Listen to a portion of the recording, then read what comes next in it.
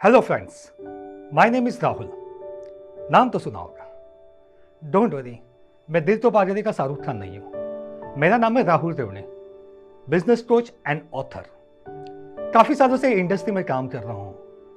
पूरे इंडिया में different different locations पे काफ़ी इंडस्ट्री के साथ, काफ़ी एंटरप्रेन्योर के साथ काम किया हुआ मैंने। लॉस मेकिंग कंपनी से लेके लिस्टिंग कंपनी तक हर टाइप के बिजनेसमैन में के साथ काम किया हुआ है। सर्विस इंडस्ट्री हो, मैन्युफैक्चरिंग हो या रिटेल हो, बहुत सारी चीज़ों पे मैंने फोकस किया और बहुत सारी चीज़ें इंप्लीमेंट किया हुआ है।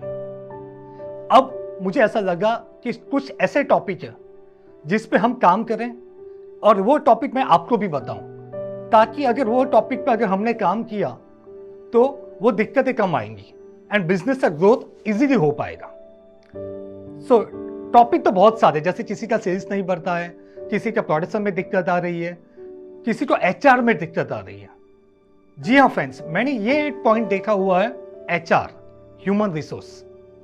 एंड ह्यूमन रिसोर्स में भी सबसे पहला जो पॉइंट है वो है, हमें आदमी मिलते नहीं है। सही बात है, आदमी वो तो चीज या फ्रूट नहीं है तो पेड़ पे लगे होंगे। चलो मैंने प्रोडक्शन का आदमी निकाला, चलो मैंने सेल्स का आदमी निकाला, अकाउंट का आदमी निकाला, ऐसी बात नहीं है। वैसे हमें आदमी मिलते नहीं है, इजीली नहीं मिलते हैं। तो आदमी कैसे मिला? मैंने बहुत सारी चीजें देखी, बहुत सारी चीजों लोगों के साथ बात किया, तो उसमें से कुछ चीजें पता चली है जो मैंने मेरे क्लाइंट के यहां पे भी इंप्लीमेंट करवाई है। तो हम उस पर बात करते हैं।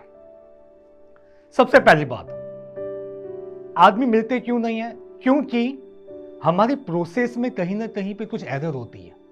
जी हाँ, प्रोसेस में एरर होती है। जनरली लोग क्या करते हैं, मैं बात कर रहा हूं एसएमई इंडस्ट्रीज के बारे में। तो जनरली लोग क्या करते हैं, लोग 2-3 प्लेसमेंट एजेंसी के साथ टाई अप करते हैं एंड वो जो आदमी भेजेगा उसे काम चलाते हैं। अब प्लेसमेंट एजेंसी की बात करूं तो 2-3 के साथ हमारे टाई अप होता है और वो 4-5 आदमी भेजते हैं। उस हिसाब से हमें आदमी नहीं मिलेंगे या हमारे पास चॉइस बहुत कम हो जाती है प्लेसमेंट एजेंसी के साथ काम करने के बाद। एंड बाद में हम वही बोलेंगे कि अच्छे आदमी मिलते नहीं है। तो यहां पे मेरा ये कहना है, क्यों 2-3 के साथ ही काम करना है? क्यों 10-15 के साथ काम नहीं करना है? क्योंकि प्लेसमेंट एजेंसी में तो सिंपल रूल है, जहां से अब हम आदमी हायर करते हैं वहां पे मुझे एक सैलरी देनी होती है। तो इट्स बेटर कि हम 2-3 एजेंसी के साथ काम न करके 5-10-15 एजेंसी के साथ काम करें। तो उससे हमें क्या होगा, हमारे पास चॉइसेस बहुत होगी और हम चॉइसेस अच्छी होगी तो उसमें से हम अच्छा आदमी सिलेक्ट कर पाएंगे। ठीक है, तो ये पहला रूल है। अब मैंने प्लेसमेंट एजेंसीज की तो बात की, क्लाइंट मुझे ये भी बोलते हैं, राहुल जी अच्छे प्लेसमेंट एजेंसी वाले है ही नहीं, तो अच्छे आदमी बेचते ही नहीं है। मैं कहा ठीक है, उसमें ऐसा नहीं है कि अच्छे आदमी बेचते नहीं है। कभी कभी ये होता है कि हम पूरा अच्छा डिटेलिंग तो दिया हुआ नहीं है। ठीक है, चलो मैं मानता हूं कि आपको अच्छे प्लेसमेंट एजेंसी वाले मिलते नहीं है। हम क्या कर सकते हैं, सपोज मैं एक एंटरप्रेन्योर हूं और दूसरा एक एंटरप्रेन्योर है अजय भाई, जो मेरा फ्रेंड है। अजय भाई तो मैं कॉल कर सकता हूं, अजय भाई यार आप आदमी कहां से लाते हो? क्यों, क्या हुआ? मुझे अच्छे प्लेसमेंट वाले मिल नहीं रहे हैं। तो अजय भाई बोले यार एक काम कर, ये XYZ प्लेसमेंट सर्विसेज है, उसके साथ बातचीत कर, तो वो आपको, मुझे तो अभी तो बहुत अच्छे आदमी भेजे हैं। तो दूसरा सवाल अजय भाई को ये पूछना है, अजय भाई वो आपको सभी टाइप के आदमी भेज रहे हैं या जस्ट अकाउंट वाले बहुत अच्छे भेज रहे हैं या सेल्स वाले अच्छे भेज रहे हैं? तो वहां से मुझे फिल्टर ये भी पता चल जाएगा कि उसके पास सेल्स का ट्रैक रिकॉर्ड बहुत अच्छा है या अकाउंट का ट्रैक रिकॉर्ड बहुत अच्छा, राइट? तो इस हिसाब से भी हम अच्छे प्लेसमेंट एजेंसी वाले ढूंढ सकते हैं और उनके साथ टाई अप कर सकते हैं। ठीक है, सबसे पहली बात की प्लेसमेंट वाले की। दूसरी बात कि भाई एम्प्लॉय रेफरेंस, एम्प्लॉय रेफरेंस किस हिसाब से काम करता है?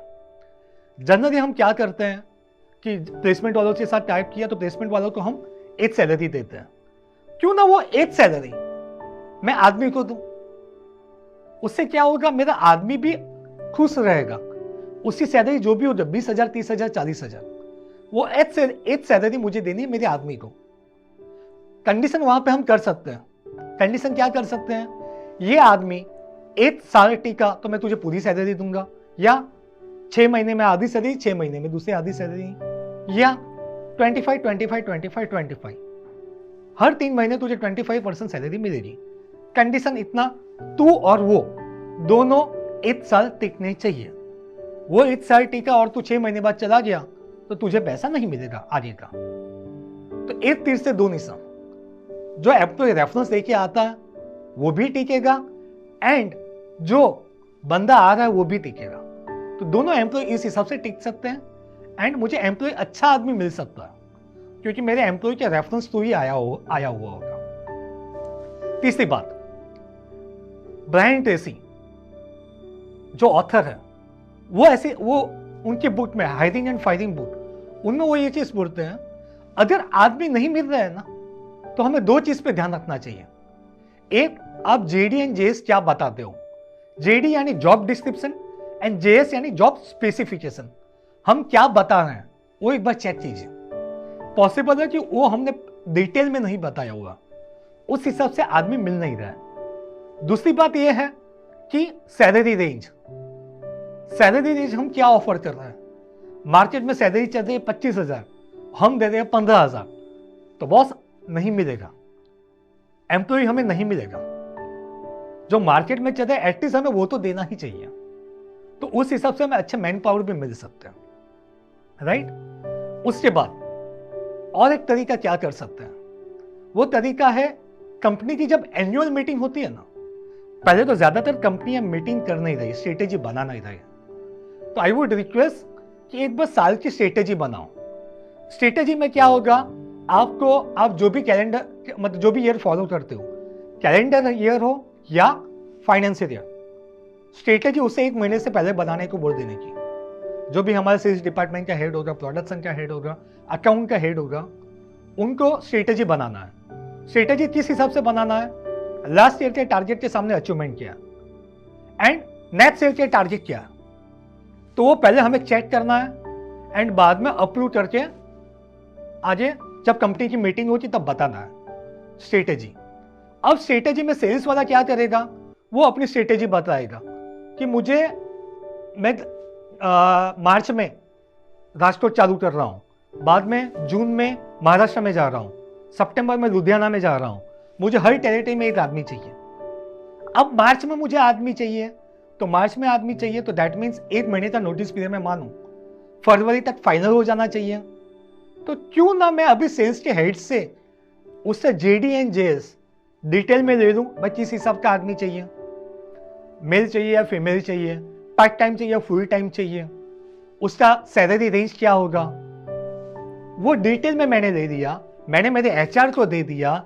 एचआर अभी से वो आदमी ढूंढने लगेगा, ताकि क्या होगा, मेरे पास फरवरी तक आदमी फाइनल हो जाएगा एंड फरवरी में नोटिस पीरियड सर्व करेगा एंड मार्च में, 1 मार्च से वो हमारे कंपनी में आ जाएगा। तो अगर हम ये प्रोसेस भी फॉलो करें ना, काफी हमारा हेडेक कम हो जाएगा आदमी नहीं मिलने का। अब दूसरा तरीका यह है कि ऑर्गेनाइजेशन चार्ट, अगर मैं बात करूं मैन्युफैक्चरिंग फर्म का, तो क्या होगा, सबसे नीचे वर्कर आएंगे, बाद में ट्रेनी आएंगे, बाद में एग्जीक्यूटिव आएंगे, बाद में सीनियर एग्जीक्यूटिव आएंगे, बाद में मैनेजर आएंगे, बाद में सीईओ आएंगे, बाद में कंपनी के ओनर आएंगे। ये एसएमई कंपनी का अगर मैं ऑर्गेनाइजेशन चार्ट बोलूं, वर्कर में हम क्या करते हैं, 2-3 तरीके हैं। सबसे पहले कंपनी के आगे बोर्ड मार देंगे, आदमी चाहिए तो उस हिसाब से लाएंगे। बाद में हम हमारे वर्कर को बोलते हैं, भाई तेरा कोई काका मामा किसी का भी बेटा हो या कोई भी हो फैमिली मेंबर्स में से, तेरे फ्रेंड लेके आ, हमें और एक फिटर चाहिए, उस हिसाब से लाएंगे। तीसरा हम क्या करते हैं, चौराहे पे जाते हैं, वहां से आदमी ढूंढते हैं और लेके आते हैं, ठीक है। ये आईटीआई में जाते हैं। ये हुए नीचे के लेवल के बाद जो मशीन पे काम करते हैं या वर्कर लेवल के बाद। व्हाट अबाउट अदर्स, ट्रेनिंग चाहिए तो हम क्या कर सकते हैं। तो यहां पे मैं वो टेक्निक की बात करूंगा जो मैंने मेरे क्लाइंट के यहां पे इंप्लीमेंट करवाई थी। मेरा क्लाइंट था विजयवाड़ा में, क्रेडिट सोसाइटी चला रहे थे। अब क्रेडिट सोसाइटी क्या है वो ज्यादा तो किसी को पता नहीं होता, ठीक है। तो वहां पे वो लोग आदमी ढूंढ रहे थे बट आदमी मिल नहीं रहा था। बहुत सारी चीजें अपनाई बट नहीं मिल रहा। उन्होंने क्या किया, कॉलेज में गए, कॉलेज से भी आदमी आ नहीं रहा। क्यों? क्रेडिट सोसाइटी में काम कौन करेगा? बॉस, जब मेरे पास ICICI है, HDFC है, एक्सिस बैंक है, मैं क्रेडिट सोसाइटी में काम क्यों करूं? बात सही है। वहां पे हमने क्या तरकीब अपनाई, उनके जो CEO थे, वो CEO क्रेडिट सोसाइटी में गए, वहां पे उनका एक लेक्चर हुआ, इंडस्ट्री कहां पे जा रही है, अभी हमारी क्रेडिट सोसाइटी कहां पे जा रही है, और क्रेडिट सोसाइटी का आगे का फ्यूचर क्या, उस पर एक टॉक हुआ। एंड उस वजह से बेनिफिट हमें यह हुआ कि वहां पे एम्प्लॉई ने अप्लाई करना स्टार्ट कर दिया। 5 एम्प्लॉई हमने ऑलरेडी हायर कर दिए थे जो MBA के लास्ट सेमेस्टर में थे, ऑफर लेटर उनको दे दिया था, एंड लास्ट सेमेस्टर खत्म होने के बाद वो ज्वाइन करने वाले थे। तो ये भी एक तरीका है, वहां से हम एम्प्लॉय हायर कर सकते हैं। अब दूसरे तरीके की बात करता हूं, जो है ऑनलाइन तरीका। जॉब पोर्टल से तो हर कोई आदमी फाइंड आउट करता है। उसके अलावा हम क्या कर सकते हैं? उसके अलावा हम ये कर सकते हैं, एक अच्छा सा क्रिएटिव बनाइए, JPG इमेज बनाए जहां पे कंपनी का लोगो हो, डेजिग्नेशन हो, कंपनी का नाम हो, सैलरी रेंज हो, क्या हम जॉब देने वाला चाहते हो उस ब्रीफ में प्रोफाइल हो, वैसा क्रिएटिव बनाइए। सबको बोले स्टेटस पे डालें। आप HR हो या एंटरप्रेन्योर हो, आप अपने स्टेटस पे डालिए। आप बहुत सारे व्हाट्सएप ग्रुप में भी ऐड होंगे, उसमें फॉरवर्ड कीजिए। एम्प्लॉय को भी बोले फॉरवर्ड करने के लिए। साथ में अपने फेसबुक पेज पे वो पोस्ट कीजिए। जी हाँ फ्रेंड्स, फेसबुक पेज। सबसे पहले तो मैं ये बताना चाहूंगा कि अगर कंपनी का पेज नहीं है तो वो पेज बनवाइए एंड वहां पे पोस्ट कीजिए। यहां पे फेसबुक एंड लिंक्डइन, मैं दोनों की बात कर रहा हूं। सेम एक्टिविटी आपको दोनों जगह पे करनी है। कंपनी का लिंक्डइन पेज हुआ या फेसबुक पेज, दोनों पे आप पोस्ट कीजिए। वो पेज आप बीइंग द ओनर या बीइंग द HR आप शेयर कीजिए अपने अकाउंट से। बाद में अपने एम्प्लॉइयों को भी बोलिए शेयर करने के लिए, तो वहां से रीच बहुत बढ़ेगी। अगर मैं प्रैक्टिकल एग्जांपल बोलूं तो आपका फेसबुक पेज या लिंक्डइन पेज है, 1000 फॉलोवर है, ठीक है। आप जब पोस्ट डालते हैं तो जरूरी ये नहीं है कि हजार लोग देखेंगे। मैं उसमें से 10% मानता हूं 100 लोगों ने देखा, ठीक है। अब वही पेज आप शेयर कर रहे हो, आपके ग्रुप में भी 1000 लोग हैं, उसमें से 100 लोग ने देखा, HR में से 100 लोग ने देखा, एम्प्लॉय में से 100 लोग ने देखा, तो आपको भी पता है आपकी कंपनी में कितने एम्प्लॉय हैं। अगर ये चीज रेगुलरली होती रही ना, उसमें से भी आदमी मिलेंगे। उससे मैं एग्जांपल शेयर करता हूँ। मेरे एक क्लाइंट थे राजकोट में, वहां पे मैंने ये एक्टिविटी करवाई। उनको बंदा चाहिए था चेन्नई में। राजकोट कहां पे और चेन्नई कहां पे? उन्होंने ये एक्टिविटी की फेसबुक वाली। अब चीज क्या हुई, ओनर ने शेयर किया, वहां पे 3 डायरेक्टर थे, उसमें से एक डायरेक्टर का फ्रेंड चेन्नई में बैठा हुआ था। उन्होंने वो चीज शेयर की, उससे चेन्नई वाले फ्रेंड का फोन आया, भाई यार परेश, मेरा एक फ्रेंड है, तुझे मैकेनिकल इंजीनियर की जरूरत है ना, तो मेरा फ्रेंड का बेटा भी मैकेनिकल इंजीनियर है, वो जॉब ढूंढ रहा है, तो मैं रिज्यूमे तुझे भेज रहा हूं, एक बार चेक कर रहे हैं। तो वो चेक करने के बाद वहां पे वो आदमी सिलेक्ट हुआ। एक छोटी सी एक्टिविटी की सोशल मीडिया की, उससे उनको आदमी मिल गया। तो ये एक्टिविटी भी हम कर सकते हैं। तो फेसबुक या लिंक्डइन, ये एक्टिविटी को भी हम स्टार्ट कर सकते हैं आज से एंड अभी से ही, राइट। दूसरी चीज, रिटायर्ड एम्प्लॉय। क्यों ना फ्रेंड्स हम रिटायर्ड एम्प्लॉय को टारगेट करें। बैंक वाला एंड बड़ी बड़ी कंपनियां तो करती है। अगर मैं मेरी ही फैमिली की बात करूं, मेरे पापा बैंक में थे, वो जब रिटायर हुए, रिटायर होने के बाद उनको ICICI से ऑफर आया था कि भाई आप आ जाइए। तो ऐसे बैंक वाले भी टारगेट करते हैं, क्यों ना हम भी टारगेट करें। रिटायर कोई एम्प्लॉय हुआ, रिटायर मिलिट्री मैन हुए, उनको भी टारगेट कर सकते हैं। उनको भी हम हमारे प्रीमाइस मतलब कंपनी में ले सकते हैं, बोर्ड पे ले सकते हैं। तो उस हिसाब से हम डिफरेंट एम्प्लॉय को भी हायर कर सकते हैं। एंड आखिरी एक तरीका वो है रिजेक्टेड एम्प्लॉय का लिस्ट। अब आप सोचोगे रिजेक्टेड एम्प्लॉय, उसमें से मैं कैसे हायर कर सकता हूं? आपको एक्टिविटी क्या करना है मैं आपको बताता हूं। आपने आज से इंटरव्यू लेना स्टार्ट किया, 2 साल तक जिसका भी एम्प्लॉय देते हैं उसका डेटा मेंटेन कीजिए। डेटा मेंटेन कैसे करना है? सीरियल नंबर, एम्प्लॉय का नाम, qualification, mobile number, email ID, कौन से लोकेशन से वो आया है, कौन से पोस्ट के लिए उसने अप्लाई किया है, रिजेक्ट या सिलेक्टेड, यस और नो डालिए। अगर रिजेक्ट हुआ तो क्यों?